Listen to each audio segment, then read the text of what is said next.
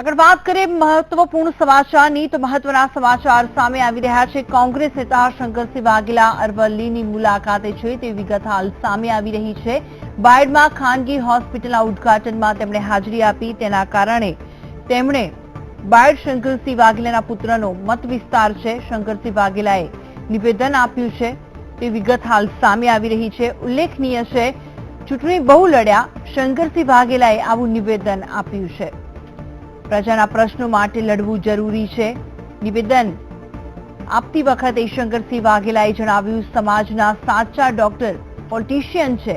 અખિલેશનું શહીદો મુદ્દે નિવેદન રાજનીતિક એજન્ડા છે તેવું પણ તેમણે જણાવ્યું। કોંગ્રેસના નેતા શંકરસિંહ વાઘેલા અરવલ્લીની મુલાકાતે છે અને બાયડમાં ખાનગી હોસ્પિટલના ઉદ્ઘાટનમાં તેમણે હાજરી આપી।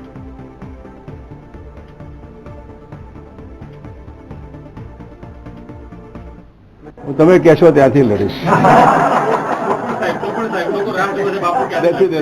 બહુ લડ્યા। હવે ગુજરાતી પ્રજાના પ્રશ્નો માટે લડવાનું હોય, વિધાનસભા લોકસભા લડીએ ના લડીએ બહુ મહત્વનું નથી।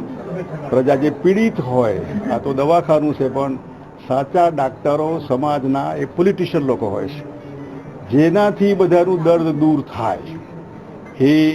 એ કેમ શું કરવું, પ્રજાને કેમ રાહત આપવી, એ બધાને સમજણ ન પડે।